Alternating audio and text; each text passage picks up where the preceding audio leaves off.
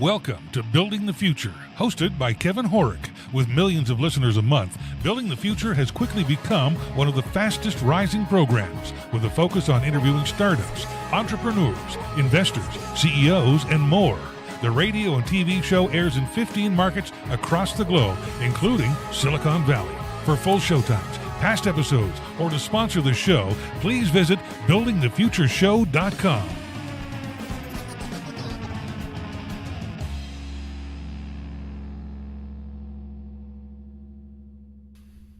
Welcome back to the show. Today we have Nathan Pettijohn. He's the founder and CEO at Corduroy and a talent manager. Nathan, welcome to the show. Hey, good to be here. Yeah, I'm excited to have you on the show. I think what you're doing is actually really quite fascinating. I read your book and I have some thoughts and want to get your kind of opinions on a few things, but maybe before we get into all that, let's get to know you a little bit better and start off with where you grew up. Sure. I grew up in Oklahoma, Okay. in the Northeast by Tulsa, in a little town called Owasso. It's like a suburb, probably 15 minutes north of Tulsa. Okay. And I went to the University of Tulsa for 2 semesters and studied film, and then moved to Los Angeles. What made you want to take film? I've always loved film. Just kind of like always been a passion of mine. So Okay. I worked at a video store in high school. Went to like Please art say camp and Blockbuster. summers. And no, No. it was in between a Hollywood Video and a Blockbuster. Got A little you. grocery store called Reese's. So it was like a Okay. grocery store, video store. Okay. So you get out of that. What made you move to LA and go to film school there? Yeah, so I moved to LA 2008 when I was 19. I went to the LA Film School, Okay. which is a 1-year program. I just got an associate's there in 2009. And really the impetus was just, film is more of a apprenticeship, in my opinion, than just something you can learn in a book. Sure. And I actually think I read David Mamet say that in his book, The Secret Knowledge, which is kind of ironic. But, I moved out here, and then my first job was as an assistant to a producer named Robert Lawrence, who, made like Die Hard and Clueless back in the 90s. And That's awesome. he's working on some cool projects now. But I definitely learned a lot working for him, and it kind of ties into the whole, assistant admin life of seeing, how effectively someone can utilize an admin. And that was a common thing working with, a producer like that who's doing creative producing, is he could be on the 405 in traffic for an hour and then just call me, and we'd roll a bunch of calls, and he would dictate a bunch of emails, and I'd be sending emails from him saying, dictated but not read by Robert Lawrence, and, those kinds of things. Which a lot of it can be effective, but some of it is kind of old school. So like seeing that versus, other scheduling ways that people send a link or, whatever. So anyway, it ties into the book a little bit, but the last time we talked, you hadn't read it yet. So I'm definitely curious if you were able to implement anything from it, or questions you've got. Yeah, I think we'll get to that in a few minutes, but I really want to cover the rest of your career up until Corduroy, and what exactly is Corduroy, and why did you decide to found it? Sure. Yeah, so after I worked for Robert, I worked on a couple of indie films doing random like product placement kind of gigs, helping filmmakers find brands to either pay to be in the film or just give them free product. Sure. There's a lot of instances where you can save money, just even using cars or locations that, Gotcha. You're promoting someone. So I did a couple of things like that, and that was an interest because brands were exploring more into entertainment. And there's a lot of examples of that in film and in digital now. When I started Corduroy, it was 2011. It's the same year that Instagram came out. And I was living in a place in downtown LA called The Forge, which is like a small little photo studio, but a lot of different photographers and people shoot there. And my roommates at the time were all on Instagram, and they were on the suggested users to follow when Instagram launched. Interesting. Which is it's an easy way, because they're all photographers, but it's an Sure. easy way to become an influencer on a platform is if you're there from the get-go. You know, Sure. the people that were on the suggested users to follow list on Twitter whenever it first launched are all, you know, huge influencers now. So, you know, based on, you know, those kind of relationships and some relationships with YouTube buyers and SEO and different social media strategies, I started Corduroy in 2011. And our first couple clients, it was really just community management, you know, social media kind of stuff. So, okay. So you were setting pretty up- early on, though. yeah, it's, you know, it's some interesting clients. Like one of our first clients was OTG Management. They own Okay. a bunch of different restaurants inside of airports where you order from an iPad. That's cool. You know, and they were kind of interesting. Like we helped them set up on Instagram and Facebook, and also kind of help decide what kind of apps they should put on the iPads and those kind of experiences. So early on, we had some pretty big clients like that. But, you know, also I found myself, you know, waking up at 2 a.m. to respond to people's tweets, complaining Sure. about their food order, you know, they're wanting a refund or whatever. Sure. So there had to be a way to, you know, not have to do everything myself, and social media is not rocket science. No. So putting together these different rules and templates was just kind of you know, a necessity that Corduroy dictated, so I wouldn't have to keep doing that. So as I've grown the company and hired on more people, I just take really detailed, you know, notes on the process, and I make Loom videos. Loom is a Chrome extension where you can Yeah. record your screen. So every single thing that I do, if it's a report or setting up an ad or launching a campaign, I'm always recording my screen and saving those into individual folders for my team members. So I don't have to train them one-on-one. I can hire people and onboard them fairly quickly. Interesting. Okay. So what made you originally start Corduroy, and what are you guys doing now?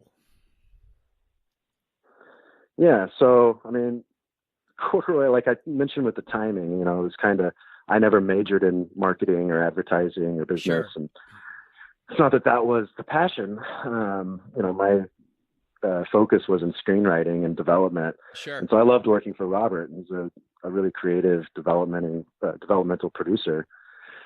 But I also, in that job, dealt with a lot of writers one-on-one. I was giving them notes and, you know, became friends with a lot of them. And Robert's got relationships with writers that span Sure. back decades. You know, I was dealing with like Ron Bass, who wrote Rain Man, and Yeah. you know, all okay. these really, really impressive people to get to know. But, you know, the great majority of them are living in another state, or they're selling real estate, or, you know, they're not just getting by writing. Sure. So I think that was, Okay. you know, Interesting. just a learning lesson for me. It's like, it's not giving up on writing. It was just kind of pivoting. Okay. So- Interesting. By the nature of focusing on digital, though, it's kind of come full circle in some ways. So in 2015 and 16, I was actually freelancing for other companies in this space. Okay. And Corduroy wasn't too active those 2 years. Okay. So I went and I worked for different companies that specialize in buying YouTube views, for instance. Sure. You know, Okay. and seeing, You so must have learned seeing, a like- ton doing that, actually. That's actually quite fascinating. well, there's some interesting learning lessons, and it did end up opening some doors just on the film side, where now everything's moving to digital, and, you know, just having your foot in there and understanding digital, it's kind of like people have this need now all of a sudden. You know, and I would see things on the YouTube side where you start seeing what people will skip versus what they'll actually sit there and watch. Sure. And it is kind of interesting. Like that I started saying, you know, if I see the Geico caveman, I'm going to click skip on instinct. But if I Sure. saw comedians in cars getting coffee, brought to you by Geico, playing before the content that I wanted to watch, I might sit there and watch it. Interesting. So we packaged up and sold a couple of working media packages where, you know, basically instead of the brand giving us an asset and saying, here's the budget, run this many views toward it, they would basically have the same budget, but we would bake in the cost of production and talent and views into one model. So it's basically just an inflated cost per view. Okay. So we sold a couple of those. We had a lot of really good case studies of showing that people would actually sit there and watch it and share it. And Interesting. And like, there's a show called Carmilla Yeah. that you of Kotex started up in Canada. Sure. Yeah. I Being don't know if you're Canadian, I familiar know with it. Yeah, sure. Yeah, so they do like 36 2-minute episodes, and that's a season for them. Sure. And I think they're on like the 4th or the 5th season. Something and I like saw that, in yeah. Variety that they're going to make a feature film. And when they ask Kotex, like, hey, would you want to renew this again? They just say, like, why would we ever stop? They see this brand lift, and like, I've got these survey results that say, Sure. did you know who the sponsor was? Would you buy Kotex because of this? Would you recommend Kotex because of this? And it's all like 80% positive. And the demo is like, millennial female, like it was perfect for them, but Sure. it's possibly not a show that you or I would be super familiar with. That's fair. Yeah. So yeah, it was an interesting time. And I went out to a lot of different production companies and started asking what they had sitting on the shelf that I could go sell. Maybe shows that they had developed around talent as like a passion project, or things that they had pitched for TV and it just hadn't sold.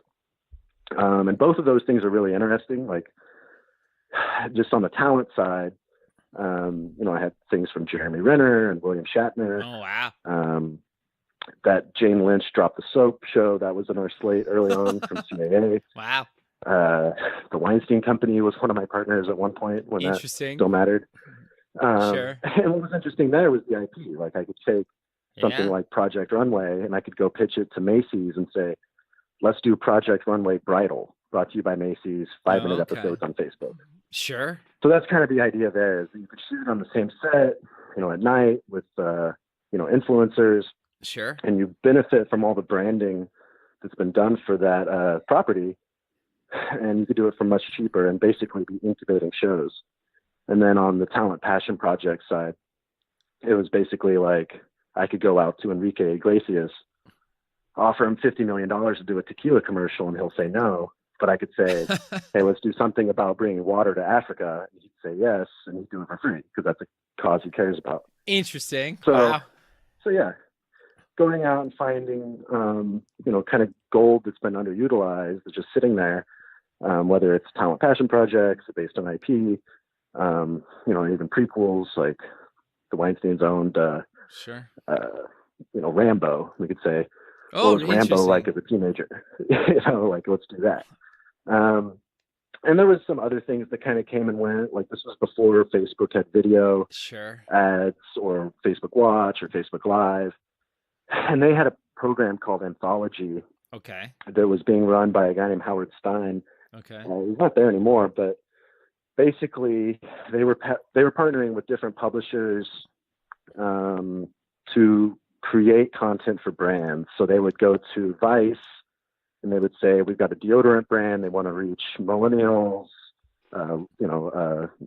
Hispanic millennials with the message high energy. Okay. What do you got? And they would have to churn something up, but they would also provide insights that you wouldn't normally get from Facebook. So for the month leading up to Valentine's Day, for instance, sure, they know that the people that talk about Valentine's the most are females 14 to 28. And what they talk about the most is self-gifting, like buying themselves presents. Got you. Interesting. So you could take an insight like that and you could go create a show around self-gifting, or like an episode, so basically finding concepts, matching it with talent that already reaches that audience, and then just packaging it together with a brand that'll fund it. It's kind of like a content recipe in a way. Interesting. Okay. That's actually really quite fascinating how detailed and targeted you can basically build content around, right? Yeah, I mean, that was the problem with the slate of concepts from the beginning was I could go to Toyota. I could meet with the creative director and say, hey, I got this great concept for you. It's really smart. Here's why.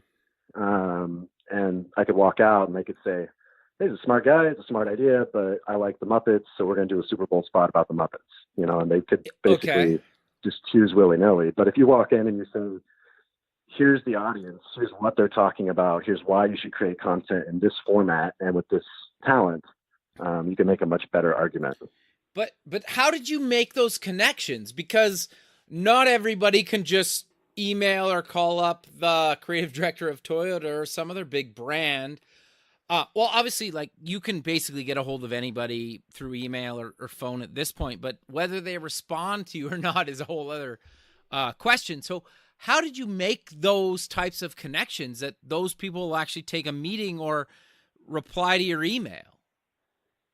Well, I think it was just the nature of what I was trying to build. And, you know, none of it was, you know, I didn't invent any of this, but, yeah, I mean, I know the guy that does a lot of the digital for William Shatner. So they actually reached out to me, and I went and met with them and got a bunch of his concepts. Same thing with Jeremy Renner. Same thing with the Weinsteins. A lot of these, like the content side of it, they're very interested. It was like, you could go find someone to fund our project, please do. But yeah, on the brand side, the agency side, it's a little more difficult. But if you're walking in and you say, you know, you've got a good argument for why they should listen to you and what you're pitching to them, you know, it's just about persistence and resilience. Okay. Interesting. No, I think that's actually really good advice, right? Because I think the crazy thing that I've found, and it sounds like you would agree with me, is you would be surprised at the type of people that respond to you if you genuinely reach out to them with something that will benefit them and you showcase why. The chances of them writing back to you are a lot higher than you would think. And it sounds like you would agree with that. Is that fair to say? Totally. I mean, a lot of people don't try. And, you know, I try to live by like, what's the worst that can happen is they say no. You know, or like, you don't hear back, right? Yeah. I mean, you got nothing to lose. And that goes into, you asked what Corduroy does now. Sure. And there's, you know, two main focuses. One is digital strategy for brands. Okay. And we oversee their social, community management, influencers, paid media, and all those kind of things. And then the other side is more thought leadership. So building up a public profile for whether it's the founder, the CEO, or individuals. So as a talent manager, I represent one woman, one person, Janice Bryant-Howroyd. Sure. She's the founder of the Act One Group. Right. And she's the first African-American woman to own $1 billion company. And, very cool. You know, I could go on about her accolades for this entire interview. I mean, sure. She's amazing. But when I first met her, they needed someone to step in and just run her social media for about 3 months. This was 2.5 years ago. Okay. Because the intern that was running her socials had to go out of town. Okay. So basically, it was 3 months at $1,000 a month to get my foot in the door. And then after those 3 months, I met with Janice. Okay. I presented kind of everything I'd been thinking about, looking at, you know, and my suggestions for why more people should know who she is and she should be more involved in speaking and on podcasts and those kinds of things. Okay. And, you know, we hit it off and started working more closely with her. And, you know, I had never been a talent manager before, but a colleague of mine recommended that I ask her, and, you know, she said the same thing. He said, what's the worst that can happen? She says no. So I asked her, she said yes. And we've been working closely together ever since then. And you know, I spent a lot of my time on that. But there's other founders and CEOs where, you know, we help them with their blog and their videos and build up their social profile and write their Wikipedia page and book them to speak at events and all those kinds of things to, you know, build up more of their presence. Sure.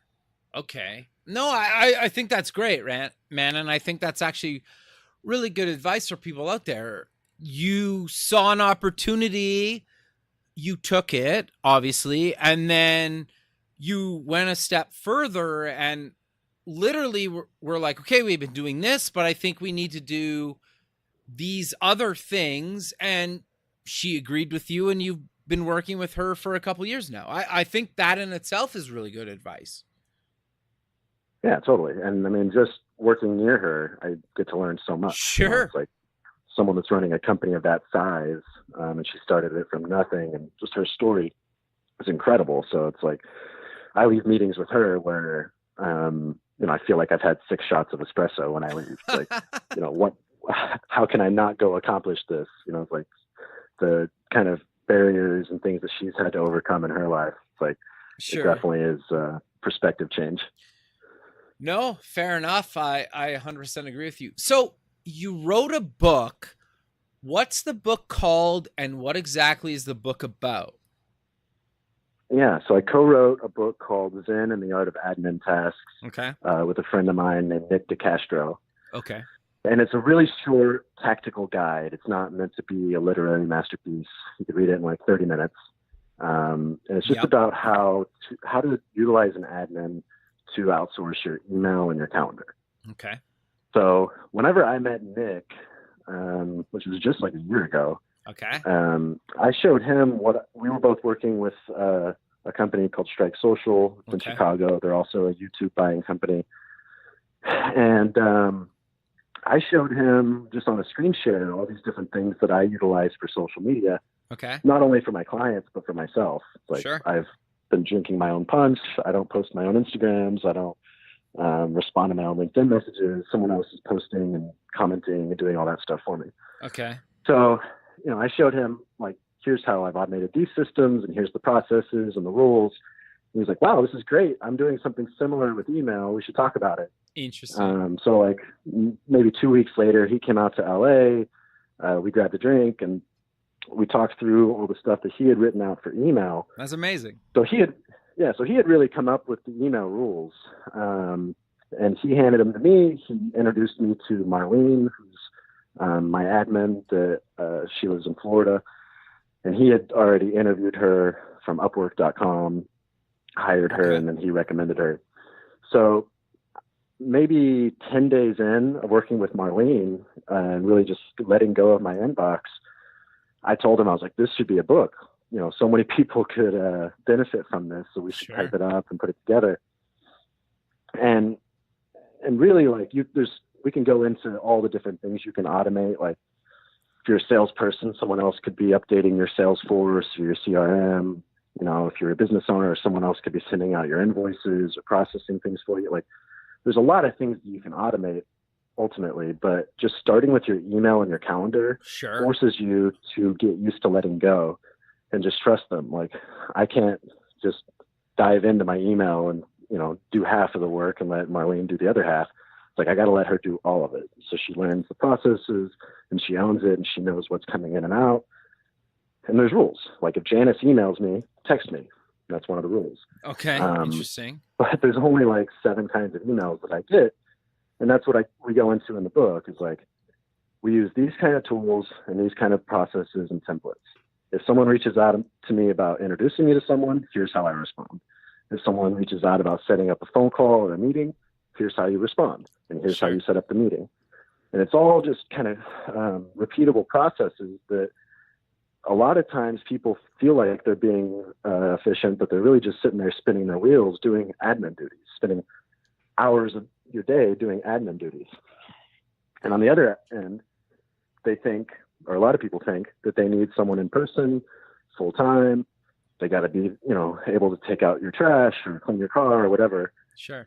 And my point has been, 2 or 3 hours a day is enough for someone to just manage your inbox and your calendar or whatever other things. Like I mentioned those Loom videos earlier. So like I can send one of those to Marlene and request her to submit a Wikipedia page or, do anything that she may previously not have known. But she books hotels for me. She books the vet appointments for my dog, like all these kinds of things that would take hours of me spending, time on the phone or doing other things. She's handling it for me. She's responding to emails as me. And the result, it's like the proof is everywhere. Like I just went to Brazil for 25 days. When I got back, my business had like doubled. Wow. It's like, that's great. I was still, doing phone calls and handling, certain emails and texts as they came in and Marlene told me to. But, a lot of this, it's like it frees you up to be able to focus on things and give you a little more perspective, and just let go. It's like you don't need to spend all day staring at your Instagram or on your email. And when we wrote this, it was actually probably my favorite part because we put together the rules and like a draft and sent it to a company that I work with sometimes called Hippo Reads. They're a content writing company in Chicago, or based in Chicago. And, I asked them, hey, put this together as like a white paper or a book. And so we sent them that and then went to Cuba with me and Nick went to Cuba with some of our buddies. Okay. And by the time we got back, we had a first draft of our book sent to us. So this book about delegating work, we'd actually delegated writing the first draft of it to a company called Hippo. And, it came back, it was only like 2,000 words or so. Sure. And the final, maybe 7,000 or 8,000. So I did have to, do a fair amount of work on it myself, but it's helpful for me to have a first draft sent to me sometimes. Sure. Even though I like writing, it's like, hey, I've got this first draft. There's something there. Let's just improve it and iterate on it rather than have to start from scratch. No, I 100% agree. The thing that I found fascinating about you when we first connected was I sent you a Calendly invite to actually book today's recording. And I know it's not perfect, but you basically, not in a mean way, we're basically like, there's a better way to do this, dude. Like, you don't need to use Calendly. Yeah. Because of it puts a Hangouts thing in it. And it doesn't burn me that often. I would say maybe less than a handful of times in a year where people are like, oh, I'm in the Google Hangouts link that the invite sent.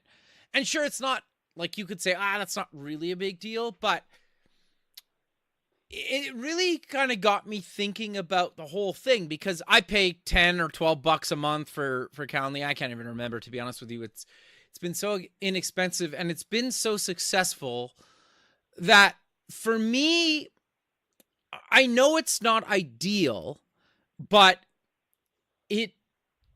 I would say 80+% gets the job done, maybe higher than that, maybe less than that, depending on who I'm talking to.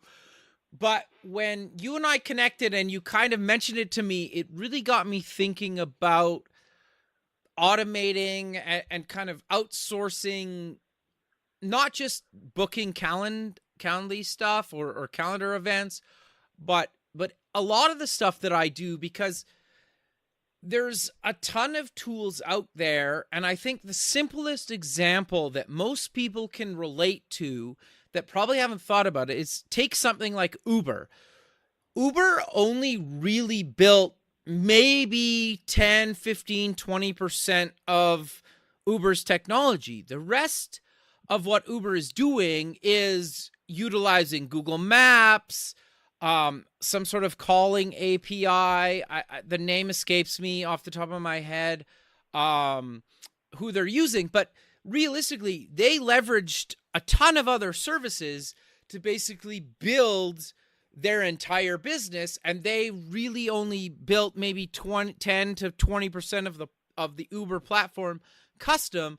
And that really got me thinking when I was reading your book and when we talked a couple of months ago about this whole thing. So walk us through your thoughts around some of this stuff and actually outsourcing these tasks to people and or software, because that to me got me really thinking. I think it's actually quite fascinating, and a lot of people struggle with letting that go.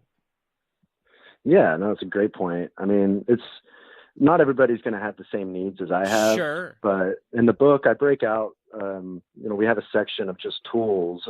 Here's the software we use. Yep. And, it's all kind of templatized. The idea is that you could just change my name for your name and copy and paste this book and hand it to an admin. But, I use like Todoist. Yeah. And everybody on my team is on Todoist. If a certain email comes in and triggers a rule, that means that Marlene needs to assign a task to me in Todoist with a certain due date or assign it to someone else on the team. I use Eva by Voicera to record my calls and transcribes them. There's a certain tools that I like that I think plug in really well, and we lay them out in the book. But yeah, I mean, there's things like Google Hangouts and, all these different things that, I am very, I don't know if it's like OCD or, it's like, I just have I'm opinionated about for social and for all these things, like there's a right way and a wrong way to do it, Okay. even if there's not. It's just kind of like my opinion. Sure. And so when I see people send out invites, and I get them all the time from other CEOs and people that I deal with, where they'll send out an invite or their assistant will send out the invite and it's got a hangout and I can't find the dial-in and they sent, Yep. the location wrong. And it's just like, it's very clear to me since I wrote the book when something comes in wrong.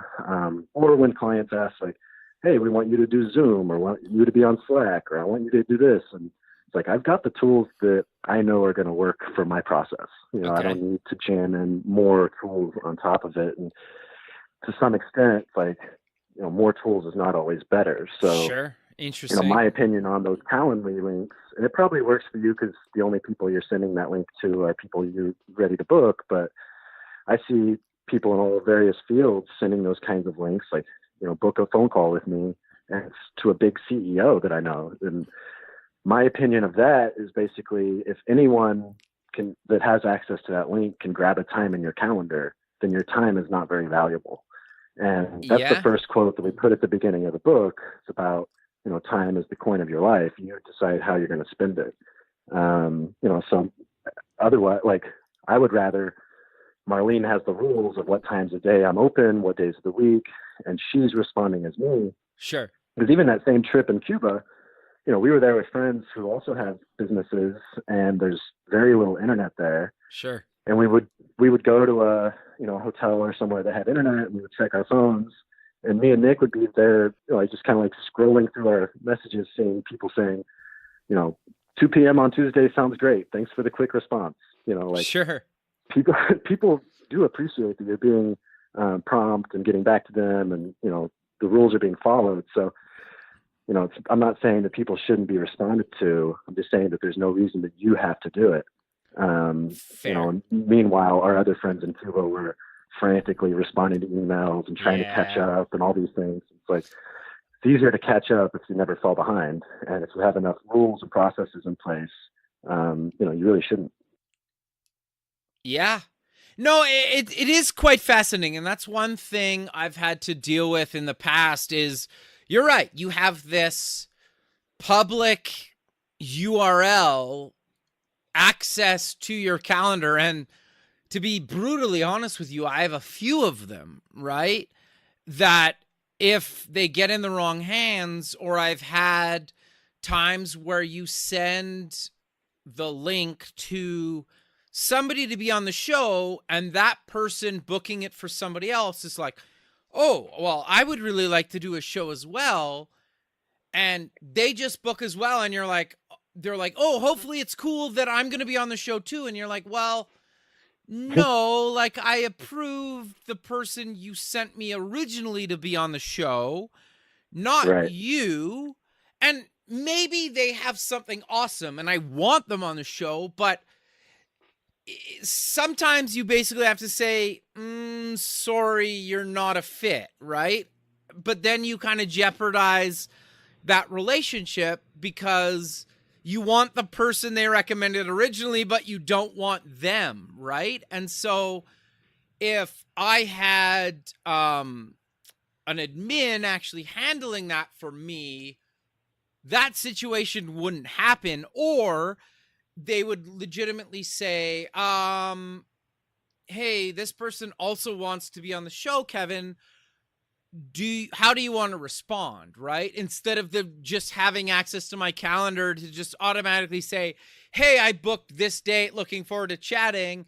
And I have to go back to them and say, actually, no, right? Or maybe yes, but I've had to say like, no, sorry, man. I don't really want to have you on the show in a nice way. And it's uncomfortable, right? So I totally get that. Yeah, I think, I'd much rather someone that I don't really know emails me about a meeting. Marlene's going to text me and say, hey, is this okay that I set this? Sure. And I'd rather approve those things and it go through another resource. And just having her in my email. Yeah.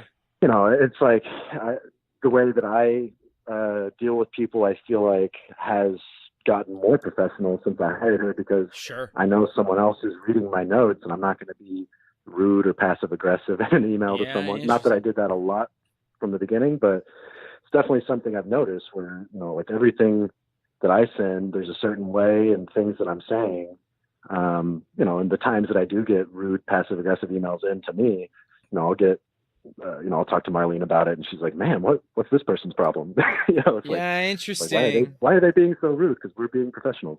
So I think having someone else in your inbox can, that can teach you something. And then just even the process of laying out your rules and processing your inbox. Like if you go get the Loom Chrome extension, which is free, and let your emails build up to 100 unread emails, and then just sit down for an hour and process them. And maybe you're moving them into folders. Maybe, you're jotting notes saying, "Oh, this is another intro email. This is another one of these. This is a new client X that needs to go here." There's definitely repeatable things coming in through your inbox. Like one of the lines we say in here is like, your mind and business may be special, but your inbox is not. Sure. There might be opinion emails that I have to respond to, and those are flagged as opinion emails that I need to respond to. Otherwise, pretty much everything else, there's a template. Sure. Yeah, it's interesting because I think, and I don't mean this to sound like I have a big ego or arrogant or any way, shape, or form, but I think the thing that people forget sometimes is when other people get a lot of email, it's not that they don't want to respond to you. It's just there's so many factors that can take them longer, or maybe it's a shorter email than you would like, or it comes across kind of short and rude. It's just people are busy, right? And having somebody to take care of mindless tasks is the wrong word for it, but things that you can outsource to other people to just handle, if they can cut your inbox by 20% or higher, that frees up so much time for people. Like, and I'll be brutally honest, I work full time at a day job as chief design officer at a startup. I'm busy during the day. I do the show as a fun hobby side project that I love doing. Like, don't get me wrong, but there's times where I don't get back to somebody show related for sometimes up to a week, just because it's one of those things. It's like, oh, I can't answer them now. I'll answer them later, but later doesn't come for a few days, and I feel bad about it. But if I don't have an admin assistant right now doing that other than my auto scheduling links that we talked about a few minutes ago. And so I've been heavily thinking about getting somebody like that to handle the stuff that I can get back to them, or they can get back to somebody within a reasonable amount of time, instead of, maybe them being a week or so out. Because you kind of, personally, selfishly, I kind of feel like an asshole if I get back to somebody a week later with a response with the because nobody cares the reason, right? You just say sorry, it took me so long to get back to you. Here's my response. I never try to give them an excuse like I was traveling or I was busy, because it's realistically nowadays, other than a handful of places on the planet, you basically have internet at all times, right? And so I should, in theory, be able to get back to them in a reasonable amount of time. So it's something that I've been heavily thinking about, kind of struggling with myself. And part of the reason I really wanted to have you on the show was to talk about it, right? Because I think so many people don't realize when you get to a certain point in your career, you're not trying to be an asshole, but it takes longer to get back to some people than you would like. Do you agree with that, or what are your thoughts on that? Yeah, I mean, same thing with updating your, Salesforce opportunities or processing invoices and responding to people quickly. It's important. So, I would say it's not as expensive as a lot of people might imagine. My admin has to do a lot of different things, but I'm paying 8 hours a week, maybe $16 an hour. Comes out to $600 a month. Okay, that's really inexpensive, actually. Yeah, and you could get someone for much less hours than that. My inbox is very full. But there's also more tasks that, like, as you go through it, you might say, well, we could use X, Y, and Z for outreach, because my outreach Sure. letters to my wish list guests are always pretty much the same. Sure. Maybe I say, I loved you on this show or whatever, and you personalize it a little bit.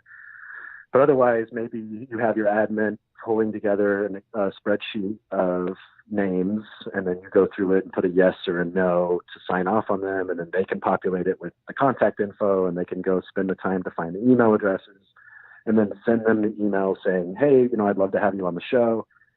And you can automate that kind of outreach. Sure. I do it for my clients. I'm pitching my clients to be on podcasts and TV shows and those kinds of things, reaching out to Instagram accounts and, mailing things like physical addresses and emailing by hitting them from all these different angles. But it's all from my team and the templates, and it really does work. That kind of outbound nurturing that otherwise you wouldn't be doing because you have the full-time job.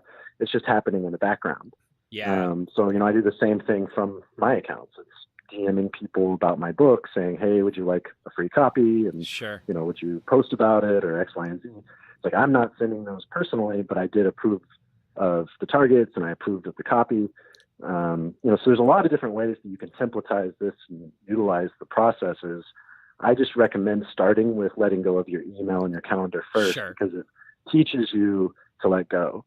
And we're all just so obsessed with our phones. It's like, I work in social media, but if I had kids, I feel like I would not let them on social media. I feel like it's just 100%. Ruining the way kids are thinking and acting. Yeah, well, I also think it's ruining some adults as well. But yes, I have kids, and being 35, and I have a 4-year-old and a almost 2-year-old. They're obviously not on social media yet, and I try to limit the amount of times that their pictures get uploaded to social media, but that's a whole other topic. Mm-hmm. So I totally understand. But the thing that I found, I finished your book 3 days ago, just so you have some context, because I wanted it really fresh before we recorded.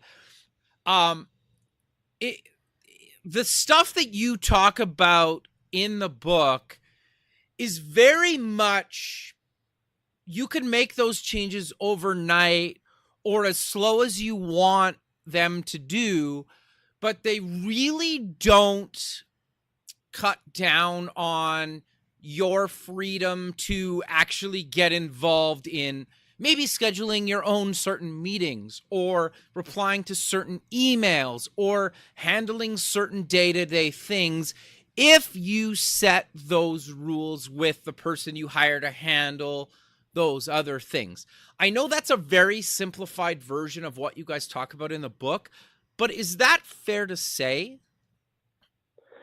Yeah, I mean, I still handle some scheduling, but for the most part, I have a lot of friends that text me and say, hey, can we talk at 11 o'clock or can we meet tomorrow for coffee? And like, every time someone texts me, it doesn't matter who they are, really, unless it's like someone like Janice. Sure. I always say, email me. If you email me the details, it will get set up. Okay, so you don't have your assistant checking your text messages, just so I'm clear? I still own my text. Interesting. Okay, no, fair enough. I just wanted some clarification on that. So you tell them to email you. Yeah, I'd rather it all goes through one single source, because she has an idea. She knows, what times and days I'm open for phone calls versus meetings versus going across town. So like, sure. I've got that all set up. And if people text me about setting up a meeting, I just tell them, hey, email me, because I've taken calendar out of my mind completely. Okay. No, the goal here is not that I'm lazy or that I don't have, ambition or any of that kind of stuff. Like, I like working and I like being creative, but I'd much rather spend my time on value generating activities. Sure. It's obviously valuable for my invoices and emails and everything to be on point, but it's a lot more valuable if I'm sitting here working on a project or like moving something forward from, a strategy perspective, rather than spending 3 hours processing emails and then feeling like I was productive today because I just responded to all my emails. No, that's fair. Yeah. So I'm curious though, and I've joked with my immediate friend group about this. that I was going to send them basically like a Calendly invite, and they can like book time basically post 5 o'clock on the evenings and weekends if we want to hang out. But my question to you is, do you get your admin to handle some of your personal time as well as your professional time? Yeah, absolutely. Okay. I mean, I have her book hotels for me. She handles all the, vet appointments for my dog. Sure, you mentioned that. Yeah. Yeah, she's got the login for the app where I go to yoga, so she'll book my yoga classes. Okay. Like anything and everything you can hand off to this person, I would hand it off. Okay. I want to have just the same way that you might have your bills on auto pay and have paperless billing and those kinds of things, that it frees up your inbox or your mailbox, and you're not sitting there writing checks every week or every month. It's like one more thing you can take off your plate. Sure. No, that makes a lot of sense. That's interesting. So you'll get your buddies, if you're booking like a beer or sushi night with your buddies, you'll get your admin to handle booking that for you. Yeah, usually I'll just That's awesome. Text her or email her and say, hey, add this, rather than me adding to the calendar. She owns the calendar. Okay. So is she basically on call for you, or a min max hours a week, or how does that kind of work? Yeah, the 8 hours a week, it's kind of like split up, 20 minutes here, 20 minutes there. I got like you. You don't need to sit down in bulk and do a bunch of things at once. Okay. And she's based in Florida, and I'm here in California, so it's helpful for me that she's 3 hours ahead. Sure. She's been an executive assistant before. She's, polished and well-spoken and writes well. All those things are important. I wanted someone in America that speaks English really well. It's, a similar time zone, but a little ahead of me. So Sure. By the time I wake up, she's already processed and, responded to a bunch of things. And that helps out my mornings a ton. Sure. Because you mentioned in the book how you met her, but do you want to cover how you found her? Yeah, well, Nick did the interviews, but it was just on Upwork.com. Okay. And, we have no relationship with that site, but there's Freelancer and, various other sites to do this. And, you can set your search parameters, I think based on like reviews and pay and location, experience. We were looking for someone really high end that's going to do a really good job. We weren't looking for the cheapest option. And then we set up video interviews with all of them, which Nick handled. And Marlene was actually the first person he interviewed. And then he did a few more interviews and came back and hired her. Okay. But yeah, I mean, it's been a pretty seamless, like there's a lot of really good options out there. And if the rules are written more specifically enough, then I think you solve a lot of the problems. Like a lot of people, like Tim Ferriss wrote about this like 10 years ago. Sure. So like a lot of people want to hire an admin, they want to outsource things, but it's like, where do I start? How Sure. do I show them I'm 100 miles away from them? What are they going to do first? Sure. So that was the point of this book, is like, here's a couple of rules you can give them based on these two tasks. There's a lot of other things you can outsource to them. But if you write out the rules, this specifically, give them examples, give them templates, give them the tools and the logins and everything they need, there should really be no excuse if they screw up. Sure. And day one, it's not like she was perfect. There were typos. There were, wrong zip code on a calendar invite. Like there's been mistakes for sure. Sure. But it's something that, every time that happens, say, hey, Marlene, add X, Y, and Z to the rules. And I've just got everything I do is in G Drive. So it's like a shared Word doc. Okay. Where she just adds that to the rules, and it's kind of like a living document. And we've got other rules and templates for our clients, and everybody that works for me has access to those and kind of constantly updates them, because, like on the first crack, you're not going to get it perfectly. But rather than freak out and say, I need to take this over, I would say just nurture it, give them guidance, add to the rules, improve it. But, you'll set them up for success if you give them a really specific tasks and timelines. And again, Tim Ferriss has done a lot of YouTube videos about this, and doing tests, maybe just saying like, do this one task over the next 24 hours and send it back to me, and you can test someone like that and see if they do a good job before you hire them. So yeah, I mean, he's written a lot about this, and I'm a big fan. So it's just like, a lot of these tools change so fast, and he didn't really go specifically into email and calendar. So Sure. I felt like this was still helpful. No, that makes a lot of sense, actually. So I'm curious, did you meet Marlene in person yet, or is it still just kind of been over the internet? I've never met her in person. Interesting. No, I don't think there's anything wrong with that, but I think a lot of people would probably feel uncomfortable with that, right? Like somebody that's handling some of your intimate details of your professional life, not meeting them in person, they probably would struggle with that a bit. So how did you get over that a little bit? Or what made you trust her? There's professions where it wouldn't work. My neighbor is a banker, and Sure. you'd have to hire an assistant in person, but Okay. the rules and the templates still apply. It's like, Right. even if you are a doctor or lawyer or something where, everything's really privileged and confidential, like you can still use these templates to hire an admin in person and Okay. make them more effective. So the argument isn't that it has to be the process that I have. Got you. But other people that say, I've got really confidential emails to come in and this, and I'm the only one that can do that. It's like, I work with, some pretty important people, including Janice Bryant Howroyd. It's like I had to have Marlene sign a, plethora of NDAs and different things to feel comfortable. But I do feel comfortable with her, and I do trust her. And if she ever breached that contracts, I think she'd probably be in a lot of trouble. Sure. But that isn't to say that I don't